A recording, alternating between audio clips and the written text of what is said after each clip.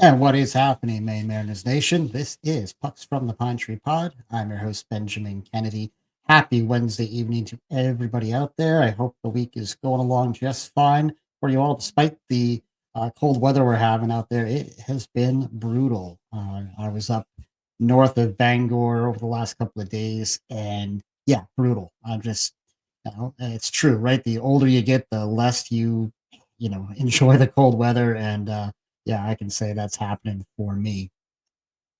Interesting weekend from the Cross Insurance Arena. The three games there against Tahoe. Of course, Tahoe's first trip to Portland and their first season in ECHL. Um, yeah, kind of a mixed bag, right? You go 1-1-1 on the weekend, another split weekend. Talked a lot about that as the season has gone on, but turning the page back to Friday, 3-2 overtime loss there for the Mariners. Cat check from Tahoe with that overtime goal to win it. Looked like as he was skating down on that kind of bit of a breakaway there, he looked like he was trying to go to his backhand on that. Bischel is reacting to it. He's moving a little bit, and it looked kind of like Kapchek fumbled it.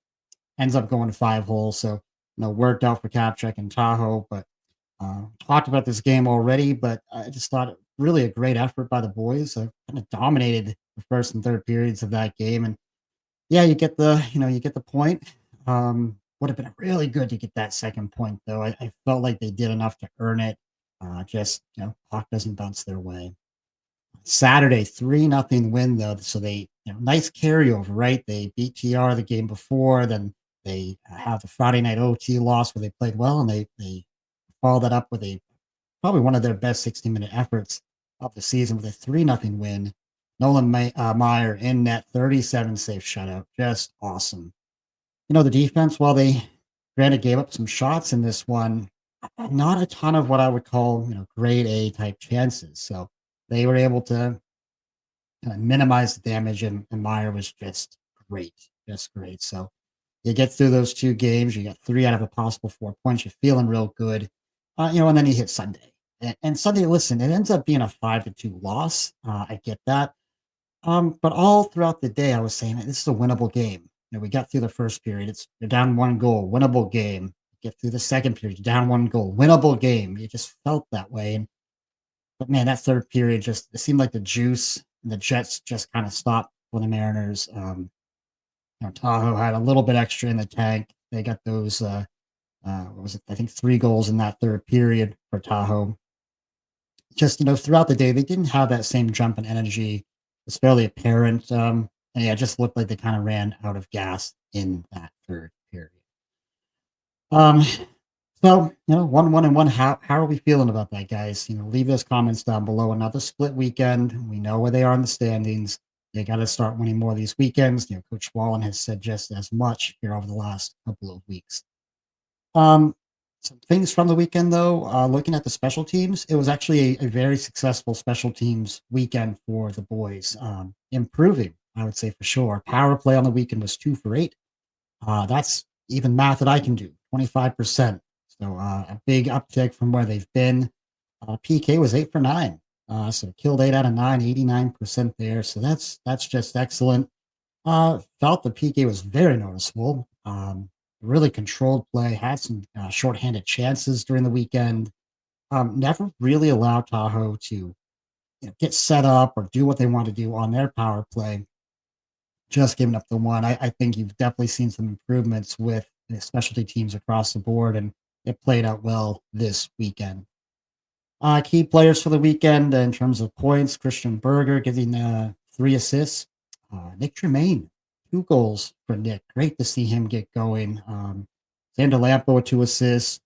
Jacob Hudson with 2 assists. And Johnson, McCallum, and Lambert with a goal apiece. A couple other noticeable things from the weekend I really liked, and despite numbers maybe not being there, that Johnson, Kalmakoff, Lambert line, man, they were cooking quite a bit during this weekend. They had a number of moments throughout the weekend where they kind of dominated in the O zone. They were keeping pucks in. They create a lot of looks for themselves. Lambert, we know, did miss Saturday's game, but you get 10 shots out of Kalmakoff on the weekend, 6 from Lambert in the 2 games, and Johnson had 4. But they were just very active and I think at times dominating in that ozone. Friday in particular, just Lambert and Kalmakoff were buzzing, and it just felt like they could kind of do whatever they wanted to do. You needed just a little bit more finish, just a little bit more finish on that Friday night. But thought it was a very noticeable line throughout the weekend. Let's talk about newcomer Lyndon McCollum. Obviously, the guy that we pick up in the Patty Gay trade. Early returns here, I would say very, very positive. Just looking through my notes from the weekend, there were many times I wrote, number 11, noticeable, number 11, noticeable, number 11, active. He was clearly out, clearly noticeable throughout the weekend, more of a physical type player than Patty Gay. I really like his 200-foot game, guys. He's not afraid of, little physicality. He's not, not afraid of playing defense, skates hard. Again, like I said, doesn't mind some contact. You can clearly see already why the coaching staff identified him as a good fit here. On the weekend, he did have a goal, also had 9 shots on goal. So, if you felt like you were seeing a lot of him out there, that's why. He was very active. So great, great fit so far. Just looking at some trends, not just from the weekend, but over the last, let's say, couple of weeks. What are we seeing here for trends with the team? I would say on a positive, the defensive structure. Believe that with some of the roster moves that have been made, the team is starting to find their defensive game a little bit more. We're seeing better gap control overall. We're seeing more active sticks, more active feet, less stationary, they're keeping it moving, shot blocking is becoming more evident. And yes, truth be told, Sunday we did see those odd man rushes against. They kind of crept back into the game, something the team really struggled with early on. It played out on Sunday. Hopefully, it's just a one off. I'm not going to throw away 2 or 3 weeks of good defensive progress over one game. I do think the structure is improving. Talked about specialty teams over the weekend, how well they played. Numbers on the year, power play is now at 16%, and the PK is at 79.8. Very, very close to that 80% mark. So on the rise, trending in the right directions. And listen, that's all you can hope for at this point. Can't do anything about October, November. Just got to keep moving forward, and they're sticking to it. They're working on it, and you're seeing good organic, steady improvements. That's good to see. Goaltending. What have we seen out of Bischel here lately? 5 of the last 7 games for him, he's posted a save percentage over 90% or higher. Over those 7 games, it's been a total of an 897 save percentage.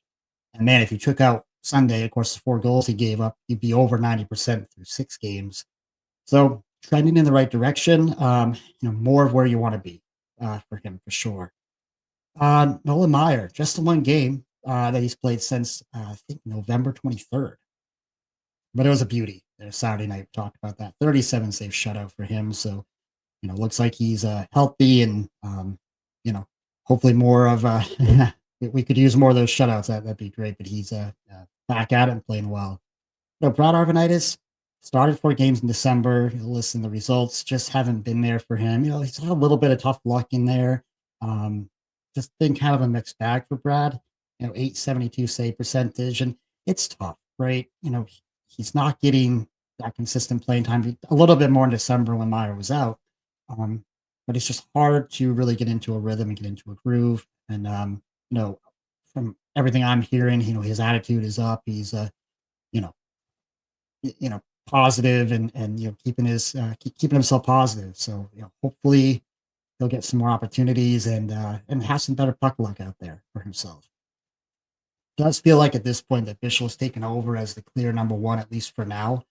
Keeping in mind that this is his first rookie or his first pro season. Coming out of Notre Dame, you gotta like the progression in his game so far. Seems like he's really starting to see the puck well, anticipating the play well, and listen, for a young netminder, I think there's a lot to like here. I think there's a lot to like. So, where are we today in the standings? Of course, we're sitting here Wednesday, January 8th.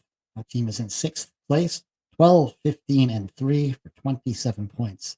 And if you actually look at points percentage, we're actually tied for fourth right now with Adirondack. In terms of points, Worcester is sitting ahead of us in fourth place. good news for Maine and actually good news for Adirondack. Both teams have 4 games in hand on Worcester. It just tells you how tight things are, right? Again, for the start that Maine had, they're still right in this playoff picture, in striking distance.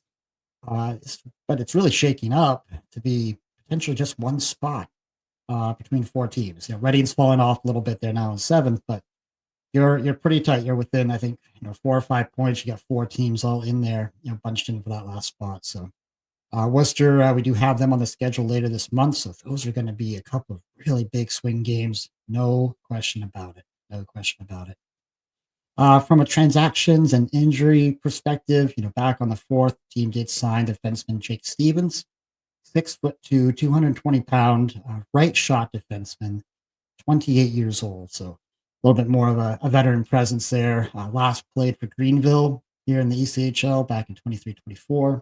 And in his career has 45 career ECHL games, 4 goals, 13 assists, and 17-point line. So, solid size.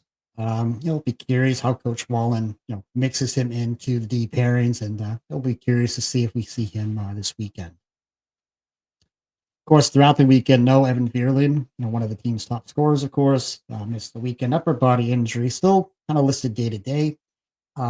Hoping to see him this weekend, but talking to the team this morning, no official update on Vierling. I'm sure we'll hear more as we get closer to the weekend. And Willem DeVoe missed Saturday and Sunday for personal reasons. All indicators is he should be back this weekend, and hope everything went well for him. So, upcoming schedule. What do we have here? We have a couple games with Norfolk coming into town Saturday night at 6 p.m. there at the Cross, and then a Sunday matinee again against those Norfolk Admirals. They'll be following that up with a trip out to the Midwest, heading to Indy, Cincinnati, and Fort Wayne going into next week and into next weekend. Oddly enough, I'm going to be in Chicago, not too far away, but far enough away where I unfortunately won't be able to make it to any of those games. But for Norfolk coming in here, they are third in the North Division, 29-3 for 43 points. However, they're coming in only 5-5 over their past 10. So kind of a mixed bag of play for them lately. Listen, this is a team that does take a lot of penalty minutes, fifth most in the conference to date. This would be a good way to keep working on your power play, right?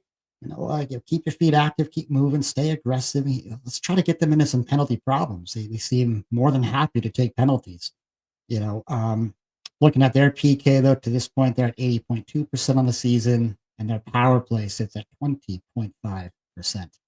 A little bit like Tahoe, they are a goal scoring team. They average 4 goals a game, and they've scored 128 goals on the season. So they have some scoring depth. Like I said, a little bit like Tahoe. And man, oh man, last time out against Wheeling, put up a 9 spot. Oof. Ouch. So team can score. Key players here for Norfolk. Of course, you have Biddeford, Maine native Brady Florent leading the team in points, 12 goals, 30 assists, 42 points. Then you have Stefan Timoveyev, 10 goals, 19 assists for 29 points. And Carson Golder leads the team in goals with 15 and 25 points total there. In net, they have a clear number one, Dominic DeVincentis, is I think how you pronounce it. But he has played in 15 games, has 12 wins, 2.71 goals against, and a 903 save percentage. Now, looking back over Norfolk's last few games, he has played in the last 4. I think the only other guy they have a couple other goalies listed. The next closest has played in 7 games, so looks like Dominic is their clear number one. So yeah, should be a couple interesting games. We played them, of course, down around Thanksgiving time. Didn't go very well for the boys then. Hopefully we can give them a little payback. And listen, this would be a big 4 points in the standings if we can get them. So, of course, we had the opportunity on Sunday to have a sit-down conversation with owner Dexter Paine. A big thank you, Dexter, for joining me in that chat. If you haven't checked it out yet, guys, the video version is up on YouTube with audio options on Spotify and Apple. Some of the takeaways from that conversation, we talked about the cross insurance arena and the renewal negotiations. It's very good to hear some of the approaches that Dexter's taking, to ensure improvements on food options and security, and utilizing those pieces as part of his negotiation. I really like that a lot. Listen, you guys have given me a lot of feedback on your opinions on the food and on some of the security stuff that's been talked about. I really think that when you look at Portland, like Dexter and I talked about, it's such a big foodie city. You could definitely fill that arena up with all sorts of fun, vendor options throughout the year. Would love to see that going into next season, and looks like Dexter's aware of it and working on that too. Um, Kind of second key point, he talked about his foundation, uh, youth hockey, and these learn to skate programs. These things that he has had on his radar since he bought the team. He did mention they've got their application in and should be a lot more coming around this here soon. Easy to see, with Dexter, that he's real passion for this stuff, really wants to find ways to both grow the game of hockey here in town and to get back to the community. So I think there's going to be a lot of exciting stuff coming out of that. So it should be good there. Really, the big one and the one that's been on a lot of people's minds lately is the affiliation agreement with the Boston Bruins. Of course, we know that is coming to an expiry date here at the end of the year. Um, and we talked about that.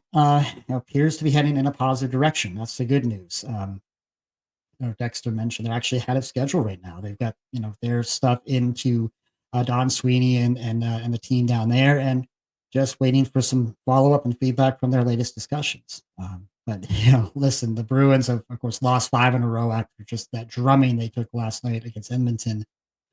So most likely Don has a few other fires to put out that maybe a little more immediate than talking about the Maine Mariners.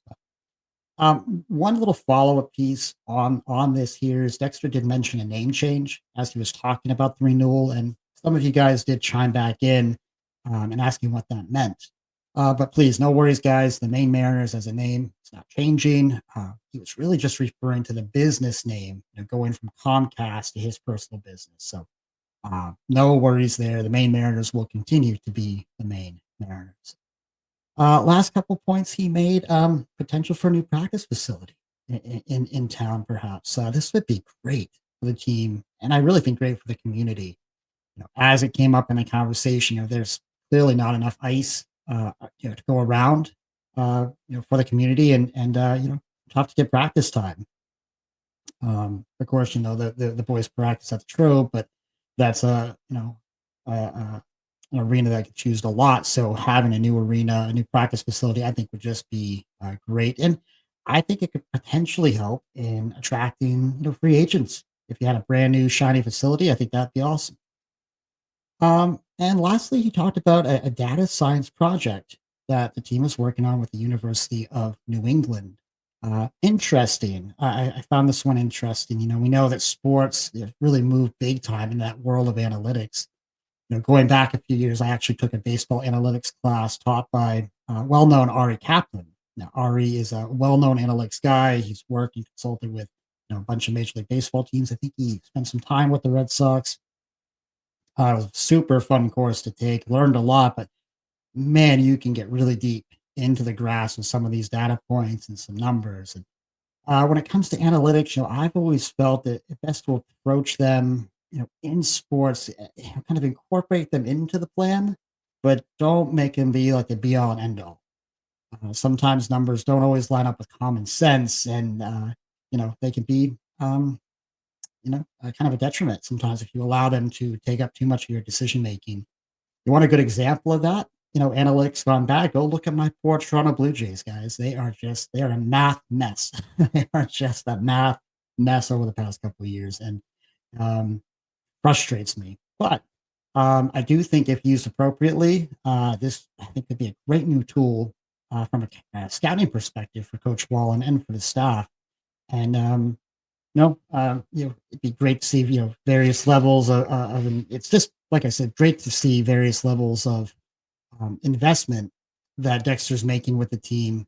You look at the analytics piece, you look at potential for new practice facility, all the renewals happening and all kinds of fun stuff going on kind of behind the scenes and a lot to be, I think, excited about moving forward.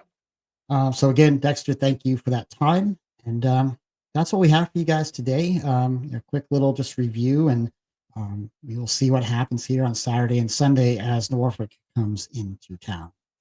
So thank you all for watching and listening. If you do like what you're hearing here, please don't forget to hit that like and subscribe button down below. And until next time, be kind, show love, and God bless.